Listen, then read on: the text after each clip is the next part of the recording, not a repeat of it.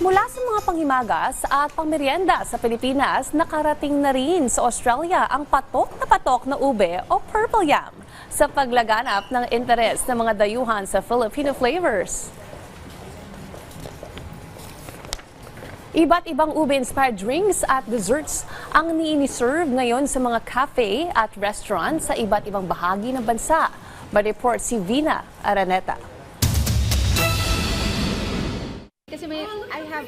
Matingkad na kulay, natatanging lasa at malalim na koneksyon sa kulturang Pilipino.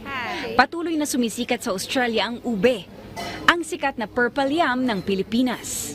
Sa mga Filipino-owned restaurants at cafe, tampok ang iba't ibang pagkain at inuming may ube. Dito sa Filipino-owned restaurant na Halaya sa Spring Street, Melbourne, may ube flan, ube cream brulee French toast, ube latte, dirty ube latte, ube cloud at ube matcha. Umaasa ang may-ari na si Albert na mas mapalago pa ang industriya ng ube sa Pilipinas. Ube one day I think should be as popular as matcha, if not more. Pero ang maganda sana mangyari is hindi lang maging trend ang ube, kasi culture natin yung ube. Sana ma-promote na it is our culture, hindi lang siya trendy tapos biglang mawawala. Di naman patatalo ang isa pang Filipino-owned restaurant sa Melbourne pa rin. Ang ube entry nila, Yam Jam Slam 13 at Amihan 27. So dito, meron silang ino-offer na dalawang klase ng cocktails. Ito yung non-alcoholic at ito yung alcoholic. So ito, ang tawag dito ay Yam Jam Slam na may ube, ito, at saka buko milk, latte, dark chocolate, at merong, ayan, nakikita niyo, whipped cream. So titikman natin.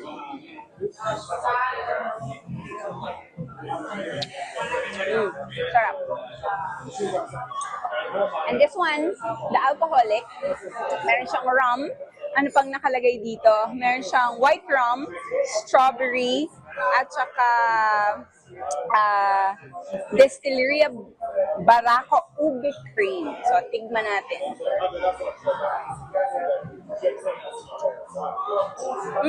First time kong makatikim ng rum na merong ube cream.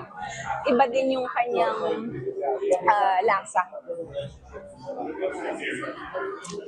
Okay.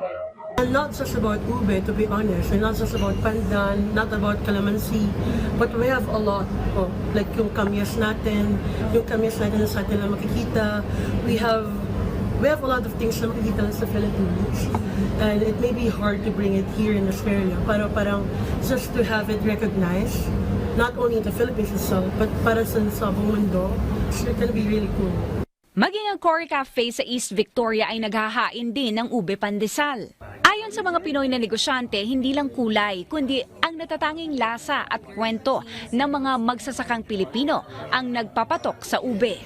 Ayon naman sa Department of Trade and Industry o DTI, malaki ang potensyal ng ube sa pandaigdigang merkado dahil sa lumalaking demand para sa mga produktong may Filipino flavor at identity. Pinag-aaralan din ng pamahalaan ng mga paraan upang mas mapalakas ang suporta sa mga magsasaka ng ube at matugunan ang lumalaking pangangailangan para sa export. Vina Araneta para sa Pambansang TV sa Bagong Pilipinas.